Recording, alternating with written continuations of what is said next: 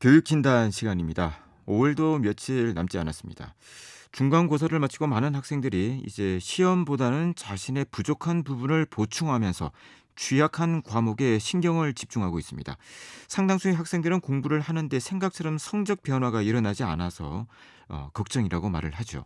많은 학생들이 자신의 공부 방법이 잘못되지 않았나 걱정을 하면서 좋은 방법이 없는지 문의를 합니다. 오늘은 학습의 생산성을 높일 수 있는 방법에 대해 얘기해보는 시간 갖도록 합니다. 오늘도 윤일현 교육문화연구소 대표 윤일현 선생님 전화로 모셨습니다. 윤 선생님 안녕하십니까? 예, 안녕하십니까. 이 같은 시간을 투자해도 효율적이고 생산적인 방법으로 공부를 한다면 이 성적 향상이 빨리 일어날 것 같은데요. 시중에 많은 학습법이 있는데 이런 책들이 정말 도움이 되는지 궁금합니다. 어떻습니까? 예. 그 결론부터 말씀드리면은 도움이 될 수도 있고 안 될 수도 있습니다. 예, 이게 무슨 답을 그렇게 하느냐 이렇게 말씀을 하실 수 있는데 실제로 지금 시중에 공부뿐만 아니라 이 자기 개발서 같은 게 굉장히 많이 나와 있습니다. 많이 나와 있는데 어떤 경우에는 그런 것들로 인해서 오히려 역효과를 보는 경우가 굉장히 많습니다. 특히 이 학습법이 마찬가지고요.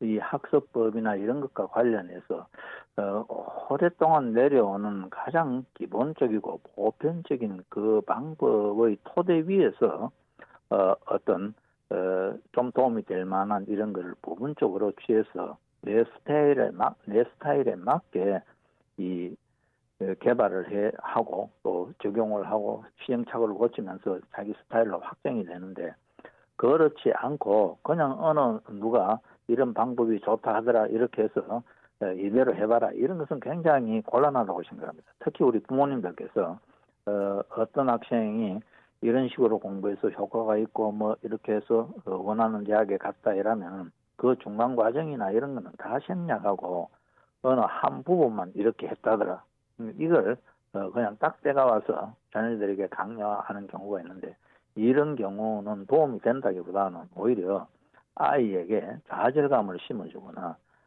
아니면 어떤 자기 능력에 대한 회의 이런 것과도 이어질 수 있기 때문에 결국은 부모님 세대부터 지금까지 공부의 가장 기본이 되는 그 기본들을 다시 확인하고 음미해보고, 그리고 거기에서 조금 시대에 따라 조금씩 달라질 수 있는 어떤 방법이 나올 수 있는데, 그런 것들을 가미한다는 이런 자세를 가져야 도움이 된다고 봅니다.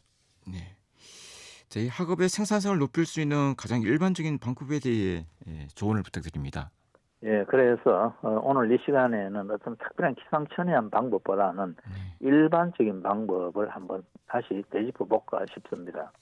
우리가 일반적으로 한 번 틀린 문제는 자꾸 틀리는 경향이 있습니다. 틀려본 문제라면 더욱 기억에 오래 남아 다음에는 반드시 맞춰야 하는데 이상하게도 또 틀리는 경우가 많습니다. 예.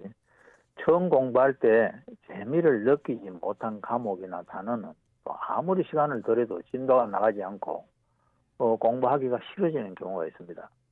이 모든 게 처음에 제대로 개념을 파악하지 못한 단어는 두 번째 볼 때도 대충 넘어가기가 쉽습니다. 그래서 처음에 제대로 공부하라.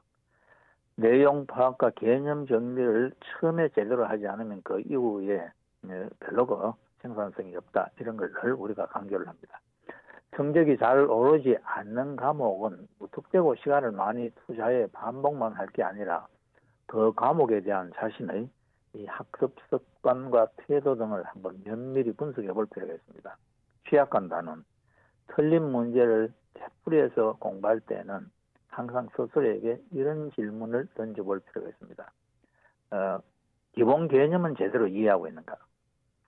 자신의 취약점을 잘 알 수 없다면 그 단원의 개념과 내용을 적용한 응용 문제와 다른 단원과 관련 지은 통합 문제를 풀어보면서 교과 내용을 깊이 있게 확인하고 다지는 것이 좋습니다. 그래서 늘 우리가 가장 무엇이 뜻대로 잘 안 된다고 생각하거나 이럴 때는 기본 개념으로 돌아가. 기본 개념을 제대로 이해하고 있는가, 이 점을 살펴봐야 합니다. 그다음 또 공부를 하다 보면은 중요하고 아주 핵심적인 부분인데 좀 하기 싫은 그런 부분들이 있습니다. 그래서 하기 싫다고 계속 미루지는 않았는가를 한번 돌켜볼 필요가 있습니다. 이런 경우는 만사 제쳐놓고 그 단원부터 뿔을 뽑겠다는 그런 적극적인 자세로 완전히 이해될 때까지 악착같이 물고 늘어지는 이 근성이 필요합니다.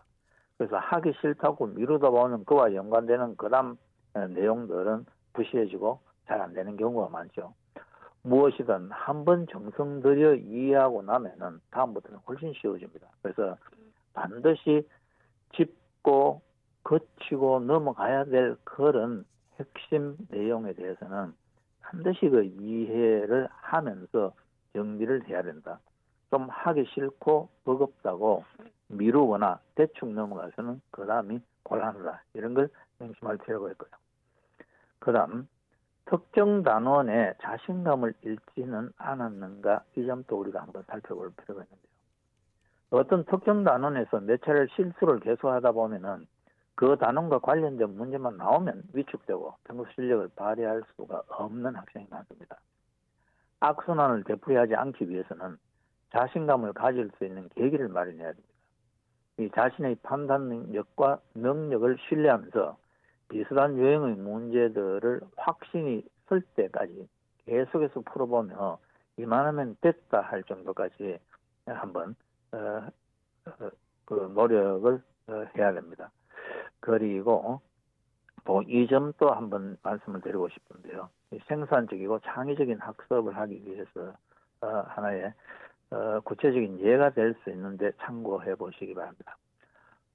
교과서나 참고서를 공부할 때 중요하다고 생각되는 부분에 밑줄을 긋고 빈 공간에 수업 시간에 들은 내용을 빽빽하게 적는 학생들이 의외로 많습니다.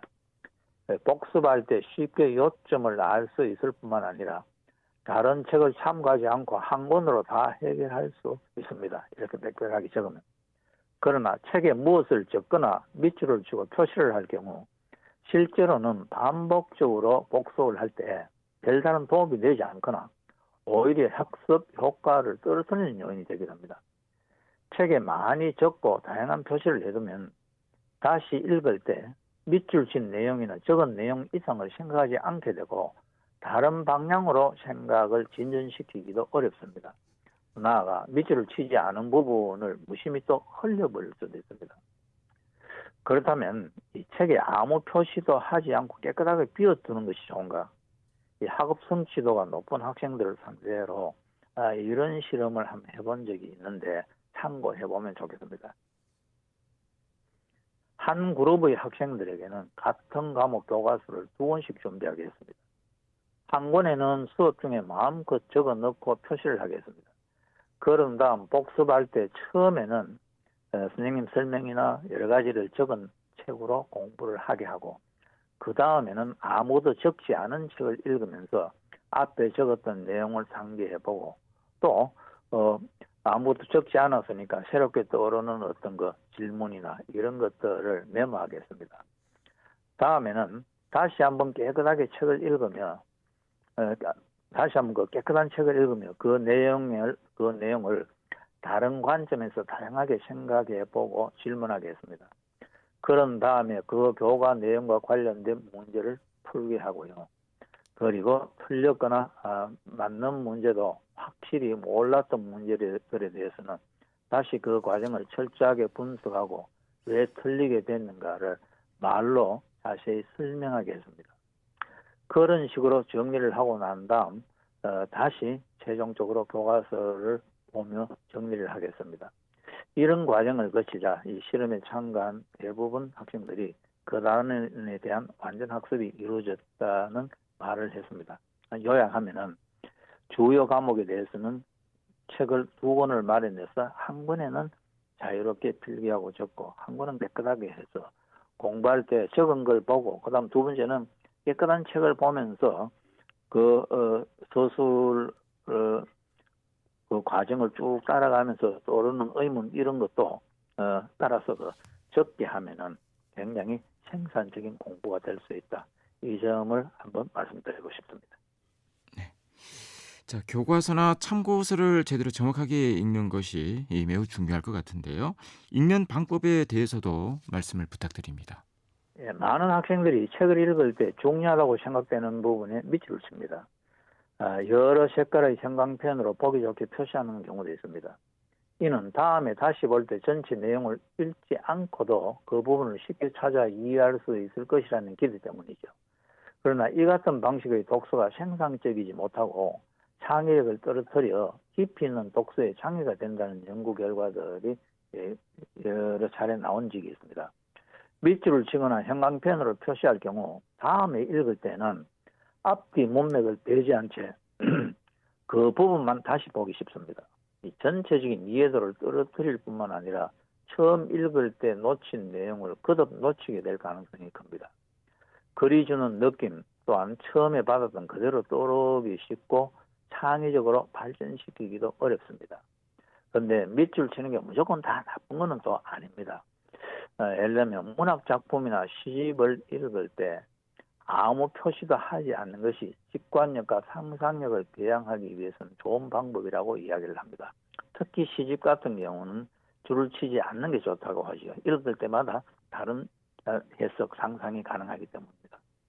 그러나 내용을 깊이 있게 음미하고 재해석하는 과정이 아니라 이 중요한 정보를 단순히 반복해서 암기하기 위한 수단이라면 밑줄 긋기나 형광펜 사용이 도움이 될 수 있습니다. 이 시각적 효과를 통해 핵심 내용이 눈에 확 들어오기 때문입니다. 우리가 이를테면 운전면허 필기시험 교재 같은 경우에는 중요한 부분을 형광펜으로 표시하고 그냥 읽어도 도움이 되지요. 그래서 전체적으로 말씀을 드리면은 이건 역시 비교적 창의력이나 이해력 이런 걸 필요로 하는 것은 가능하면은 세체 표시를 하지 않고 교과서를 보면서 자유로운 상상과 질문을 하는 그런 시간 기회를 가지는 게 바람직하다. 이 역시 용도에 따라서 다르다. 그래서 전체적으로 보면은 이렇게 말씀을 드리고 싶습니다. 어떤 공부든 큰 이해 후 암기에 중점을 두면은 이게 학습의 생산성을 높일 수 있다. 이렇게 말씀드릴 수 있습니다. 네. 오늘 말씀 대단히 감사합니다. 네, 잘 들었습니다. 윤일현 교육문화 연구소 대표 윤일현 선생님이었습니다.